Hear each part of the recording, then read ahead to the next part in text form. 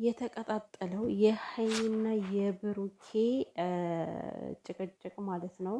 ዛሬም እንግዲህ ምንም መግባባት አልቻሉም። እንደውም ዛሬ ብሩኬ ማግኘት ሳይፈልግ ነው ያገኛት። ምክንያቱም ማግኘት ያልፈለገው ደግሞ እንዳይጨቃጨቁ ነው። የምር ሌላ ነገር አስቦ አይደለም።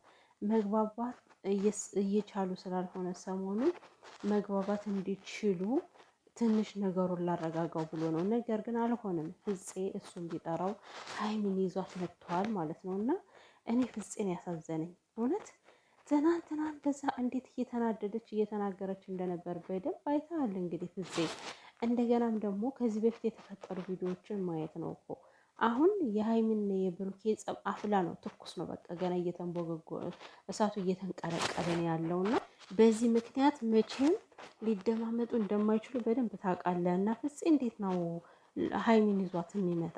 ለምን ትናንት ሀይሚን እንዳናገራት እኮ ብሩኬንም ብቻውን ማናገር ጥሩ ነበረ። ነገር ግን ፍፄ ይሄንን አላደረገም ማለት ነው። አንዳንድ ሰዎች በቃ አወቁ አወቁ አወቁ ስንላቸው ታች ወድቀው እናገኛቸዋለን። እና እንግዲህ ፍፄ ዛሬ ተሳስቷል፣ ትናንትም ተሳስቷል። ሀይሚን ይዞ መምጣቱ ማለት ያው ምንም ቢሆን ምንም የሚፈጠር ብሩኬ ልንሄድ ነው አዲስ አበባ ብሎ ቢያስረዳው ጥሩ ነበረ።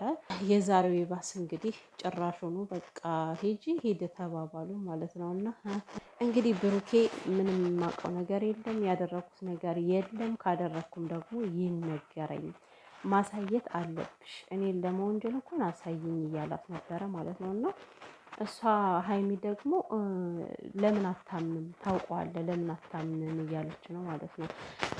በሀይሚ ላይ ልንፈርድ አንችልም። በቃ እንረዳ እስኪ፣ ተረድተናታል። እንደዚህ ያየችው ወይም ደግሞ የሰማችው ነገር አናድዷታል ከምንም በላይ ማለት ነው። እንዴት እንደዚህ ያደርጋል ብላ በጣም ተበሳጭታበታለች ማለት ነው። እና በዚህ ልክ ነች። ምክንያቱም አሳምነው ነው የነገሯት። በቃ አላል እውነት አስመስለው እውነት ብሩክ ያንን ነገር ያደረገው አስመስለው አሳምነዋታል። እና እሺ በዚህ ተረድቻለሁ እኔ። ነገር ግን ሰው እንዴት ያለ ማስረጃ ሰው ይወነጀላል ነው እኮ።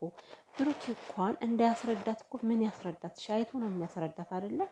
ያንን ነገር ካየ በኋላ ብሩኬ አመነም አላመነ የሱ ስራ ይሆናል። ከዛ በኋላ ሀይሚ ኃላፊነቷን ትወጣለች ማለት ነው።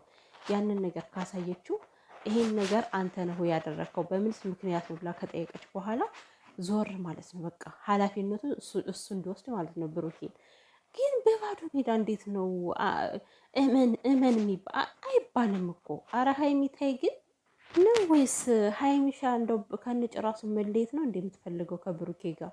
ማለት ዝም ብዬ መለየት ነው የምፈልገው አለች እኮ። እንኳን እናንተ ፕራንክ የምትሰሩ ሰዎች ነገ የምትገናኙ እንዴ ፍርድ ቤት ሆናችሁ እኮ እናንተ ሀቅ እያላችሁ ማስረጃ ከሌላችሁ ፍርድ ቤት እኮ ለእናንተ አይፈርድም። ለውሸታሙ ነው እንደውም የሚፈርደው ፍርድ ቤት። ምክንያቱም ማስረጃ የሌለው ሰው ከዛ ጋር ዜሮ ነው ምንም ንጹህ ቢሆን። ስለዚህ ሀይሚን እንዴት ነው እየተናገረች ያለችው? በባዶ እምን ይባላል ወይ ወይ አሳዩና በቃ ይፍረድ እስኪ ማለት ህዝብ ይፍረድ።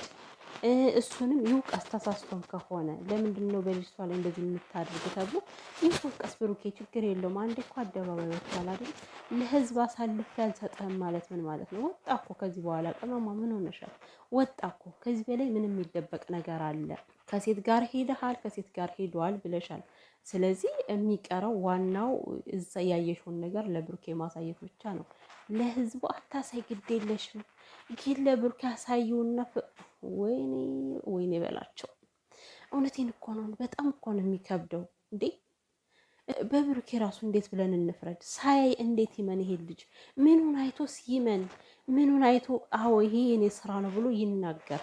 ግራ የተጋባ ነገር እኮ ነው። እና ከብሩኬ ላይ አሁን ላይ ምንም የምንፈርደው የለም ነገር የለም ስንል ደግሞ ለወንድ አታለቅልቁ የወንድ ልብ አታቆም ትላላችሁ። እኛ እኮ ሀይሚን መጥላታችን አይደለም ባይዘው። አሁን ሀይሚን እየወነጀልኩት አይደለም እኔ በበኩሌ። ግን ደግሞ ብሩኬ ላይም ልፈርድ አልችልም። ለምን ሀይሚ ያየችውን ነገር የብሩኬ ስራ እስከሆነ ድረስ ማየት አለበት። ብሩኬ ማየት አለበት። የምሬን ነው የምላችሁ። ዝም ብሎ በእንደዚህ አይነት መንገድ ከሆነ እነሱ መለያያቸው በጣም ሰፊ ነው ብያቸዋለሁ። የምር ነገሩን በግልጽ ካልተናገረች ሀይሚ ብሩኬ አይቶ ይሄ በዚህ ቦታ ነው ይሄ በዚህ ምክንያት ነው ብሎ ካላስረዳት መቼም አንድ ላይ እንደማይሆኑ የምሬን ማሳየት አለባት። ቅመሟ ዝም ብሎ እንደዚህ ሊያምንልሽ አይችልም እንዴ። እና ደግሞ ከአማርኛ ላይ ችግር አለባቸው። በቃ ችግር አለ። ሲጨቃጨቁ ውህ አያድርስ ነው። ቃላቸውን ያለ መስማት ነው የሚሻለው። የምሬን ነው የምላችሁ። በጣም ከባድ ነው የሚናገሩት ነገር እና ሲገለማመጡ ማየት በጣም ነው የሚደብረው። በጣም ነው የሚነጋገሩት ማለት ነው። እንግዲህ ሀይሚ ከሴት ጋር ሲሽለጠለጣለችው፣ ብሩኬም ደግሞ የራስሽ ጉዳይ እያለ ነበር ማለት ነው። እና ሲነጋገሩ በጣም ነው አንደበታችሁ የሚከብደው ማለት ነው። እና ፕሊስ ሀይሚ በፈጠረሽ ለሰው ባታሳይ ለብሩኬ አሳይው።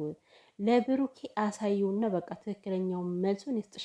ከዛ በኋላ ውሳኔው ያንቺ ይሆናል። ለባክሽን ነው ማለት የምችለው። እውነት በጣም ከባድ እኮ ነው።